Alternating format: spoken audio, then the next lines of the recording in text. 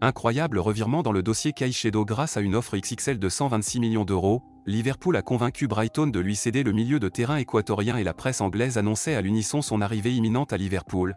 Mais le problème est que le Sud-Américain n'a absolument pas l'intention de rejoindre les Reds. Fabrizio Romano assure en effet que Caicedo, qui a donné son accord pour rejoindre Chelsea fin mai, compte tenir sa parole et a informé Liverpool qu'il n'envisage pas de rejoindre une autre destination que Chelsea. Cela fait maintenant plusieurs semaines que Renato Sanchez est annoncé comme proche de rejoindre l'AS Roma mais le Portugais n'y est toujours pas alors que Paris est revenu de sa tournée asiatique il y a maintenant près d'une semaine.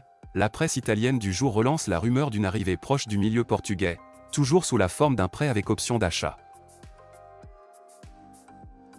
Lille a annoncé 2 recrues d'un coup, avec les arrivées d'Ivan Cavaleiro et Ignacio Miramon, l'ailier portugais de 29 ans signe en provenance de Fulham, tandis que le jeune milieu de terrain argentin arrive de Gimnasia pour 7 millions d'euros. L'aventure n'aura duré qu'une grosse semaine, arrivé le 1er août à Konyaspor, en Turquie, Morgan Schneiderlin a demandé, 9 jours plus tard, la résiliation de son contrat. Le Français de 33 ans a invoqué auprès du club un départ lié à des raisons familiales.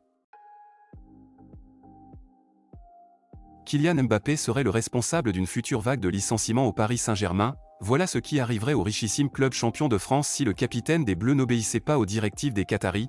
La direction du PSG a envoyé un courrier recommandé à Mbappé au début du mois d'août, mettant en garde l'attaquant de 24 ans sur les conséquences de sa décision.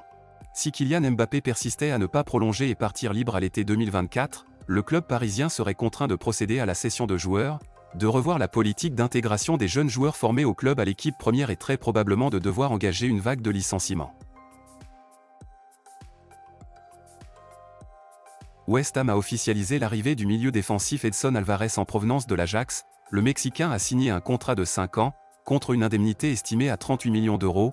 Alvarez pourrait ainsi compenser le potentiel départ de Lucas Paqueta vers Manchester City. Liverpool va peut-être perdre un nouveau joueur en partance pour l'Arabie Saoudite. Après Fabinho, Henderson et Firmino, c'est Thiago Alcantara qui fait l'objet d'une offensive saoudienne. Al Ahly a fait une proposition de 12 millions d'euros aux Anglais ces dernières heures. D'après El Chiringuito, un accord entre le Barça et le joueur a été trouvé. Les deux parties n'attendent désormais plus que le Paris Saint-Germain résilie son contrat qui court jusqu'en 2027. Si cette dernière condition est finalement remplie, l'international brésilien s'engagerait pour 2 saisons, suivies d'une en option. D'abord ciblé par le Real Madrid et le Paris Saint-Germain en début de mercato, Harry Kane va finalement rejoindre le Bayern Munich. Depuis plusieurs jours, les discussions sont très intenses entre le champion d'Allemagne en titre et Tottenham, autant que les rebondissements sont nombreux, mais cette fois, le feuilleton va prendre fin puisque Sky Sport a filmé l'arrivée à Munich du capitaine de la sélection anglaise.